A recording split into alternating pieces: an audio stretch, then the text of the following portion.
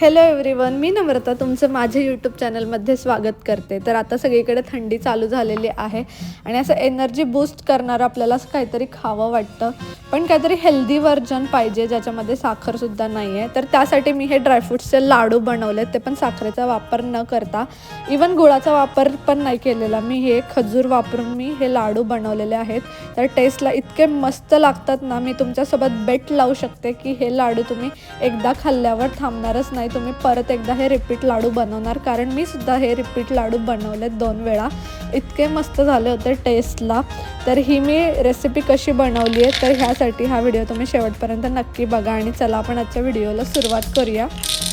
तर हे ड्रायफ्रूट्सचे लाडू बनवण्यासाठी मी ते अर्धा कप काजू घेतलं, अर्धा कप बदाम घेतलं आणि अर्धा कप हे पिकन्स घेतलेत. हे जे पिकन्स आहेत ना, इथे USA मध्ये अवेलेबल होतात, मग ते माझ्याकडे होते म्हणून मी ते यूज केले. तर हे सेम आहे ना, वॉलनट्ससारखंच असतं टेक्स्चरला, टेस्टला थोडेसे वॉलनट्सपेक्षा जास्त छान असतात आणि थोडेसे रिच फ्लेवर देतात. तर मी ते पिकन अर्धा कप घेतले, अर्धा कप वॉलनट्स घेतले आणि अर्धा कप पंपकिन सीड्स घेतल्या आणि कढईमध्ये ना 2 मोठे टेबलस्पून तूप गरम करायला ठेवलं. तर मी इकडे टोटल 5 ड्रायफ्रूट्सचा वापर केला. जर तुम्हाला अजून ॲडिशनल ड्रायफ्रूट्स आवडत असतील ना, तर तुम्ही ते सुद्धा ॲड करू शकता. तर इकडे तूप गरम झालं आहे, त्याच्यानंतर मी आता यामध्ये आपण जे ड्रायफ्रूट्स घेतलेले होते तर ते चांगले रोस्ट करून घ्यायचे, म्हणजे थोडंसं भाजून घ्यायचं कलर चेंज होईपर्यंत. आपल्याला खूप जास्त डार्क नाही भाजायचे. आणि ना म्हणजे आपण जेव्हा तुपावर हे सगळे ड्रायफ्रूट्स असे रोस्ट करतो ना, त्याने इतकी मस्त टेस्ट लागते, म्हणजे जो ओरिजिनल ड्रायफ्रूटची टेस्ट आहे ती छान एन्हान्स होते. म्हणून हे ड्रायफ्रूट्स आपल्याला तुपावर चांगले रोस्ट करून घ्यायचे. तर एक एक करून मी सगळे ड्रायफ्रूट्स रोस्ट करून घेतले. तर आपण हे यूज केलेले ऑलमंड्स, त्याच्यानंतर कॅशो नट्स, पिकन्स, वॉलनट्स, तर ह्यानी ना आपली ज्या बॉडीला हेल्दी फॅट्स लागतात ना, तर ते यातून भेटतात. आणि आपण आहे ना यामध्ये पंपकिन सीडसुद्धा ॲड केलं, तर त्यामध्ये मॅग्नेशियम आणि झिंक हे जास्त प्रमाणात असतं. तर मी इथे डेट्सचा वापर केलेला आहे, तर ते एक नॅचरल स्वीटनर म्हणून इथे ॲड होतं आहे. यामध्ये मी साखर किंवा गूळ असं काही वापरलेलं नाही आहे.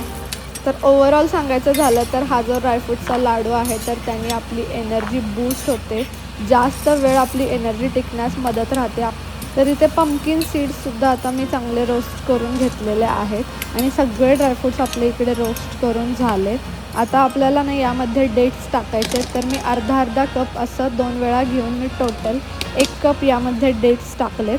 तर डेट्समध्ये सीड्स असतात, तर त्या काढायला लागतात. तर तुम्ही इकडे बघा, हे जे मी सीड्स आहेत तर त्या वेगळ्या करून घेतल्या आणि हे जे सगळे डेट्समधले सीड काढून असं डेट्स सेपरेट केलं. तर कढईमध्ये ना मी 1 मोठा टेबलस्पून तूप टाकलं आणि त्यामध्ये हे डेट्स चांगले भाजून घेतले. तर जेव्हा आपण हे जे डेट्स आहेत तर ते भाजतो, तर ते लगेच आपल्याला काढायचे, खूप जास्त रोस्ट नाही करायचे, कारण हे लगेच भाजतात आणि असा स्मेल यायला लागतो आपल्याला छान गोडसर असा. तर तेव्हा आपल्याला लगेच हे काढून घ्यायचे 2-3 मिनटं परतून झाल्यानंतर. तर आता कढईमध्ये आपल्याला परत एकदा 1 मोठा टेबलस्पून तूप टाकायचा आणि त्यामध्ये 2 चमचे डिंक टाकायचा आणि तो चांगला तळून घ्यायचा. तर मी ही प्रोसेस 2दा केली, का तर ते मी तुम्हाला नंतर सांगते. तर मी व्हिडिओमध्ये फक्त एकदाच दाखवलेलं आहे. तर तुम्ही हा डिंक चांगला तळून घ्यायचा, जो कडकपणा आहे डिंकाचा तर तो जाईपर्यंत, छान असा फ्लफी होईपर्यंत आपल्याला डिंक चांगला परतून घ्यायचा आहे. तर हा डिंकसुद्धा आता इकडे चांगला परतून झालेला आहे आणि हा मी आता सगळ्या ड्रायफ्रूट्ससोबत मिक्स करते आहे. तर तुम्ही इकडे बघा, हे सगळे आपले ड्रायफ्रूट्स आता रेडी झालेत भाजून. हा डिंकसुद्धा झालेला आहे चांगला. तर तुम्ही इकडे बघा, हे सगळे ड्रायफ्रूट्स चांगले रोस्ट करून झाले, डिंकसुद्धा तळून झाला आहे. तर हे सगळं आपल्याला आता चांगलं मिक्सरच्या भांड्यामध्ये बारीक करून घ्यायचं आहे. तर मी इथे 1 मोठं मिक्सरचं भांडं घेतलं आहे आणि माझ्याकडे मोठं मिक्सरचं भांडं आहे ना, तर माझे हे सगळे ड्रायफ्रूट्स आणि हा जो डिंक आहे ना, तर ते सगळं बसलं. जर तुमच्याकडे एवढी मोठी साईज नसेल तर तुम्ही असं 2 पोर्शनमध्ये सुद्धा करू शकता. तर मी टोटल 4 चमचे डिंक यूज केला आहे. तर 2 चमचे मी आत्ता यामध्ये मिक्सरच्या भांड्यात ग्राइंड करणार आहे आणि 2 चमचे मी साईडला काढून ठेवलेलं आहे तळून. तर आता मिक्सरमध्ये आपल्याला ना हे सगळं बारीक करून घ्यायचं. तर तुम्ही इकडे बघा, असं थोडं थोडं करून मी मिक्सरचं भांडं फिरवते, तर ते बारीक होतात चांगले ड्रायफ्रूट्स. आपल्याला खूप अशी एकदम म्हणजे बारीक नाही करायचं आहे, असं थोडंसं जाडसर ठेवायचं आहे, म्हणजे जेणेकरून आपली जी ड्रायफ्रूट्सची जी टेस्ट आहे ना तर तीसुद्धा लागेल. अगदीच खूप असं पावडर नाही करायचं, थोडंसं कोर्स ग्राइंड करायचं आपल्याला. तर तुम्ही बघा त्याच भांड्यामध्ये मी आता जे डेट्स आपण रोस्ट केलेले होते तर ते सुद्धा टाकून घ्यायचे आणि डेट्स आहे ना चांगले बारीक करून घ्यायचे. तर डेट्स बारीक करताना आपल्याला यामध्ये पाणी वगैरे काही टाकायचं नाही आहे, नॉर्मलीच मिक्सरमध्ये आपल्याला ग्राइंड करायचं आहे. तर ते बारीक होऊन असं चिकट होतं. तर तुम्ही इथे बघा हे आपले डेट्स आहेत ना चांगले असे म्हणजे बारीक झालेलं आहेत. तर आपण जो ड्रायफ्रूट्सचं मिक्सचर कोर्सली ग्राइंड झालेलं होतं ना तर ते मी नॉर्मली असं हाफ पोर्शनमध्ये डिवाईड केलं.